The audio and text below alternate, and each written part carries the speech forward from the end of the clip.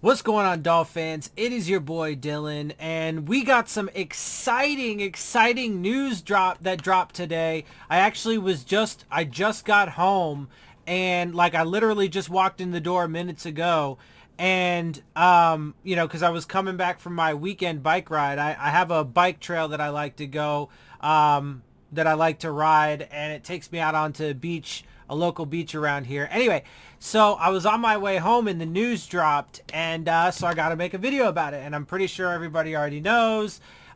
Reason on Phins side, the NFL's already done a video. Doug's already done a video. And so I'm doing a video, and we're gonna get to it. It's about Xavien Howard, and the Dolphins signed him to a contract. So let's go ahead and take a look. So first and foremost, let's see. Field Yates here just talking about the Dolphins spending spree includes Tyreek Hill's big contract, Xavien Howard now, Taron Armstead, Cedric Wilson, Connor Williams. Look, man, and as of right now, I mean, the offseason, it's not exactly how I would have done it, but I can at least see their vision, and I like the idea of it philosophically. And I think they are building something nice here, and they still got to get a few things. I still want another running back. I still want, that lead running back. I still want a center and a right tackle. But other than that, oh, and a middle linebacker and a new punter. But other than that, man, they're doing pretty good. So the fact that we don't have a lot of picks in this upcoming draft, we'll see how it plays out. And, maybe we'll end up being really happy with it. Maybe it'll actually all come together. It's not something that we actually see very often. We get hyped up about it and we're like, oh man, this looks awesome on paper and things are going to be super cool and the Dolphins are going to be legit for like forever and ever. And then it all crumbles for lots of different reasons, et cetera, et cetera. So, but like I've said, I've gone into this whole situation cautiously optimistic, and I love these moves that they've made, man. It's not like I said, not exactly how I would have done it, but it's still fine, and I think that they are doing good things. And so, add a little more Joe Shad. If Xavien Howard were to match career average with only 4.5 interceptions over the next 5 seasons, 2 of 6 seasons injury dampened, he'd have 50 for his career. He'll want more, but that would land just 2 to 4 shy of Champ Bailey, Deion Sanders, Ty Law, and Darrell Green, all Hall of Famers. And look, I think we'll see what happens this year. The past 2 seasons, he's stayed healthy, right? And so if he stays healthy, I mean, now it's a 5-year deal. We're actually going to jump over to that right now. It's a 5-year deal. So he's what, like 28, 29 right now?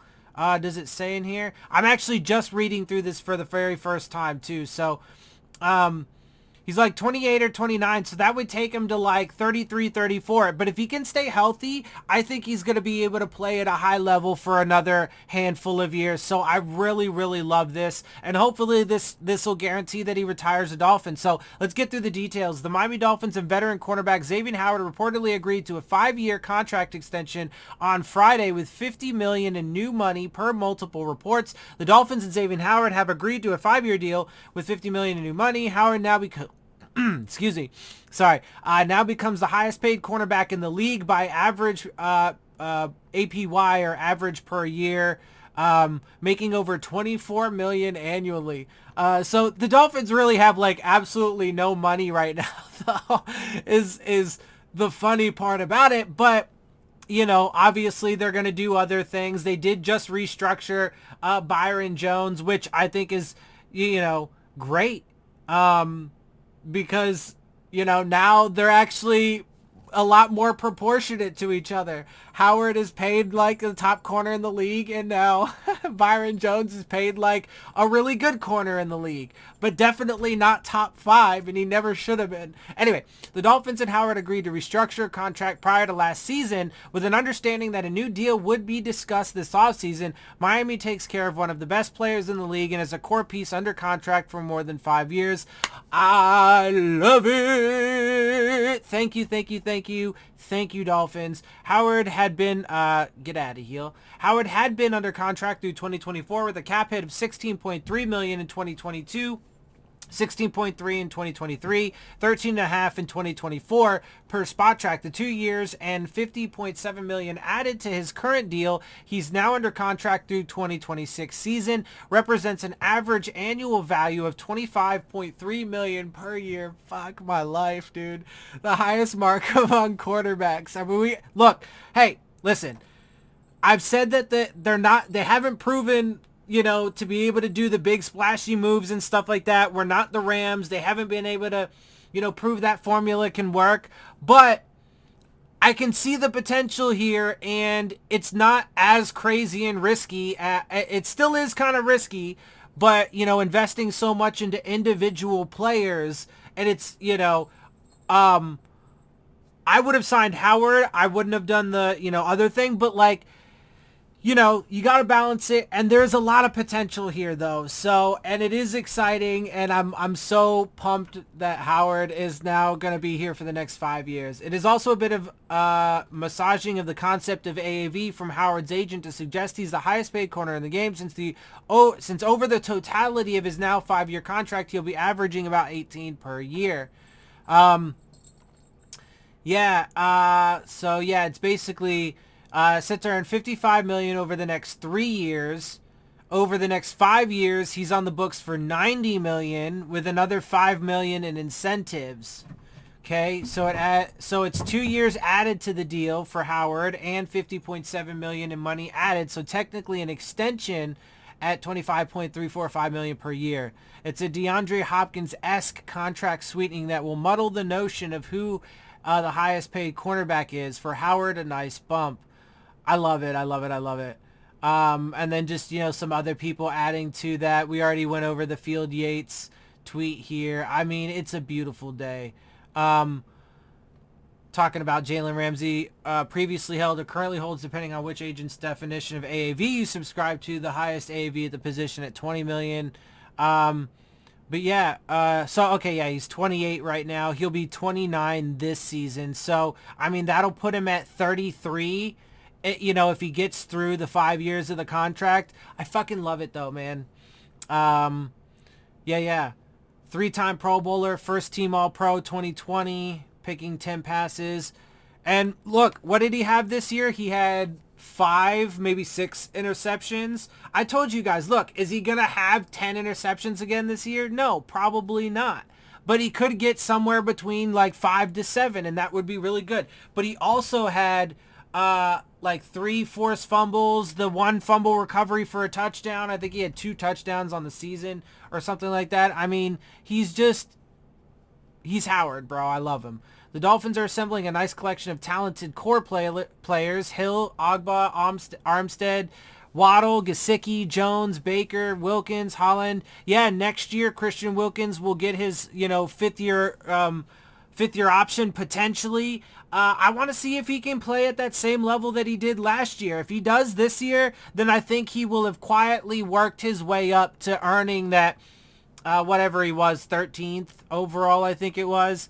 Because he hasn't quite lived up to that to me yet, and he needs to still get a little bit more in the pass rush department. But I do like it, man, and the potential of this team is pretty nice, and I like what Mike McDaniel is going to do on offense. I think it's going to be pretty scary if they can just fix that offensive line the rest of the way. They got to get a center, and they got to get a right tackle somehow, some way. Oh, by the way, and J.C. Treader, the word is that they're probably not going to be getting J.C. Treader, and this may be part of the reason why. And I hate to, beat a dead horse, but that's part of the reason why I wouldn't have done the wide receiver solution being Tyreek Hill, because I would have rather have put that money into the offensive line and then went and got one of the young wide receivers in the first couple rounds of the draft. But, we'll see how it plays out. Hopefully they can address that offensive line adequately so that way, we don't have any, I don't know, like setbacks in the plan or whatever, right? Like, because it's nice. I mean, like, take last year, for example. They went out and got Will Fuller, and then they drafted Jalen Waddle, and they're like, oh, look, all this speed on the outside is going to open up the run game, and the offensive line, don't worry about it. They made some great moves. Terron Armstead at left tackle. Hopefully he can stay healthy the entire year. Connor Williams at left guard. We need a center. I know people are like, Dieter's fine, but he hasn't shown enough to me quite yet. I love them keeping Robert Hunt at right guard. And Austin Jackson on Tua's blind side.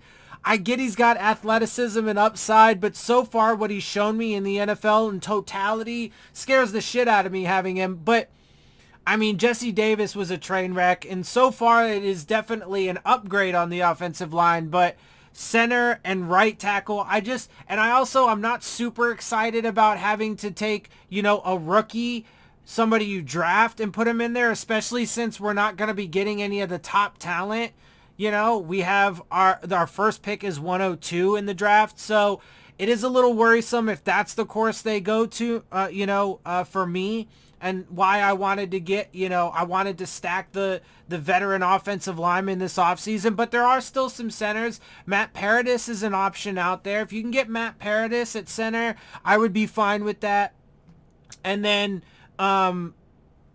your biggest weak link then would be, I guess, Austin Jackson at right tackle, which again is a little scary, but you can work with that, I suppose. And Tua does have phenomenal pocket presence, and I would like to get another back that could be kind of the lead guy with Edmonds and oh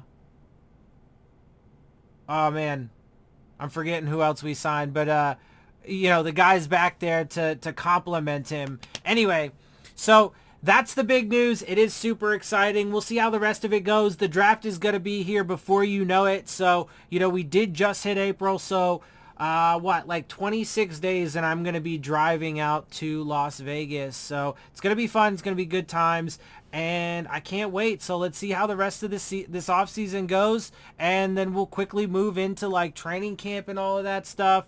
And it's going to be good stuff. So it's going to be exciting. Hopefully it's going to turn out into a good season. By the way, I just wanted to, let me wrap up with this. I've been thinking about it, and I think my baseline for wins going into this season is 9. We'll see how, we'll see what they do the rest of the way and through the draft. It could easily bump up. Especially once we get to training camp and we start to see actually how all these things piece together. I'm saying my floor is 9. I feel actually pretty confident because we do have most of the same, defense. If we can just get a good linebacker to fit in the middle and then a couple other things on offense, and I think we're pretty good. But, Ogba coming back, Gesicki coming back, Howard now locked up, bringing in Tyreek Hill, Connor Williams, Terron Armstead, they're definitely making moves, and they're making way better and smarter moves than the last regime did. So I am, again, cautiously optimistic and can't wait to see how the rest of it plays out. So, all right, enough of that. Let me get out of here. Before I do, make sure you check out the Rave On Sports App, the new fan-driven sports app for all of your sports, whether it be basketball, baseball, football, college, whatever you like, they got it. And they're looking to enhance your game day experience with live play-by-play coverage, live chats with other fans and content creators like myself, while also providing you with an arena to dispute the terrible officiating. So look for the links to that in the description box. And with that, I'm going to get out of here. Hope you guys appreciate my perspective. If you do, make sure you hit the subscribe button, make sure you hit the like button, make sure you hit the bell if you want to get the alerts. Share my channel and videos with your friends and family. Leave your questions, comments, and concerns down in the comment section. And of course, as always, follow me on Twitter at DillonTartaro, as well as on Instagram at Dolphins_with_Dillon. And with that, I'm out. I'll see y'all soon. Fins up. 7 seconds left. Tannehill will throw it. And this will end it after the shuttle. Miami runs around, circling, on the go. Gronkowski did not let it go. Touchdown. Daniels Ray. Oh, miracle. Miraculous in Miami. Stills to Parker to Drake. And they held off the field.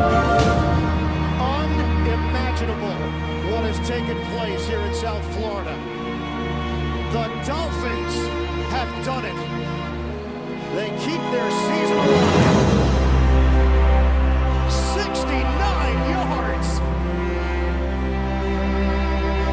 Wow. Pure joy.